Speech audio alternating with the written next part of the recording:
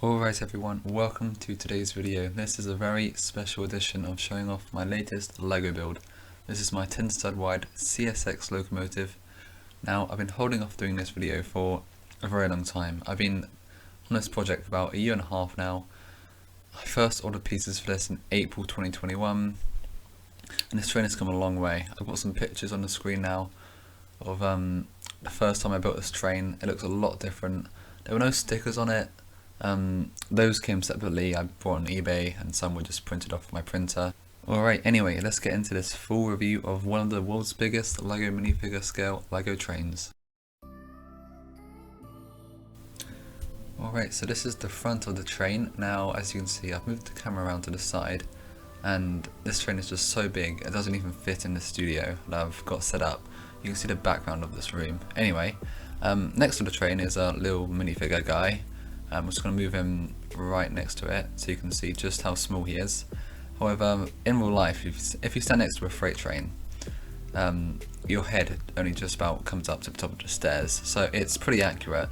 I mean, LEGO City trains, they're 6 studs wide, and they're pretty small. They're not like 2 scale, so I try to make this train as 2 scale as possible, if you get what I mean.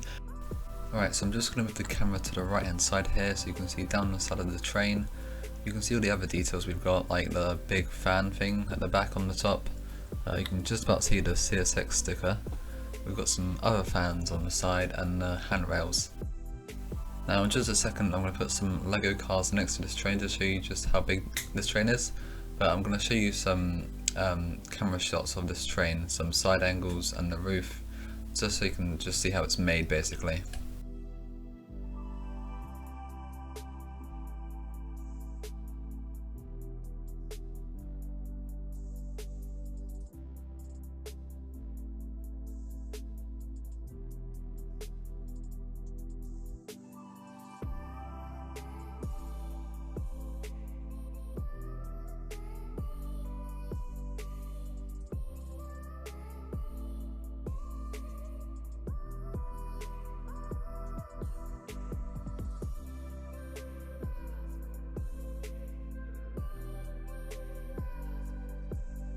As I mentioned previously, I've got some cars to compare the size of to the train.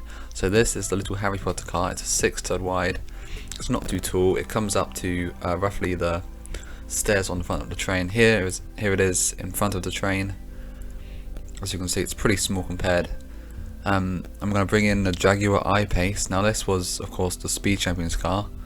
I modified it into a police car. And again, it's pretty small compared to the train. Now, I've also got a truck to compare to this. I'm just going to bring it in now. This is a Freightliner truck I designed. I made this about half a year ago. Haven't shown it off yet, and as you can see, it's still very, very small compared to the train. The front of this truck doesn't even come up to the nose of the train. Okay, so this is the underside of the train now, and basically these are the wheels. Now, normal LEGO wheels are 6 studs wide, and of course that is not going to work on this train. So I've had to make sort of fake wheels to go along with it. You can see I've got 3 of them and the 2 real ones sort of poke through in the middle, which doesn't look as good. But yeah, this is the base I've made. It uses lots of snot bricks to get those angles, and yeah, it works pretty well. It doesn't really fall apart that much. I'm pretty happy with it. Maybe I'll change a bit of it. Some of it doesn't look too good.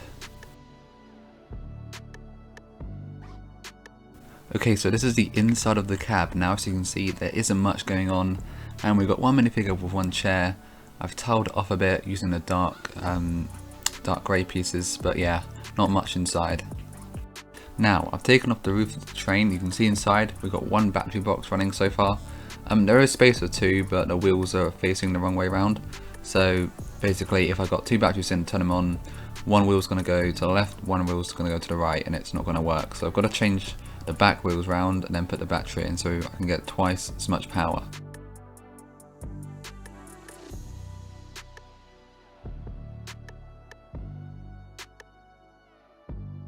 Okay, so this is the back of the train now, and as you can see I've used some yellow 1x2 slopes for a smooth effect. We've got 2 back headlights. Now there is a 1x2 modified plate with a stud in the middle. That is to connect up some wiring if I ever need to. We've got the railings on the back, we've got the little grey connector for connecting up carriages. That's pretty much it. Alright, I'm now going to show you this train running in my very small Lego city. So because there's not much room, it's not going to go very far, just going to go backwards and forwards a bit, and you're going to see it running in action on one motor. So if you did enjoy, stick around because I've got some more Lego stuff coming in the future. But yeah, thanks for watching and goodbye.